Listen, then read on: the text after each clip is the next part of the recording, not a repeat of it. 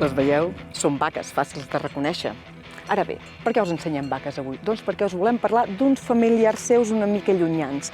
Us volem parlar dels zebús. Els zebús són una família de les vaques, però aquelles que tenen la papada molt llarga, les banyes curtes, les orelles així amb laterals i que tenen una gepa gegantina. Segur que us soni per les de la Índia. Però us volem parlar d'una reina que es deia Rana Valona I de Madagascar, que quan es va morir, el 1800 i escaig, es van matar 12.000 zebús en el seu honor i es va repartir la carn per tota la població, perquè tinguessin un bon tec i un bon menjar i un bon rebost, se suposa, perquè amb 12.000 zebús es poden fer meravelles.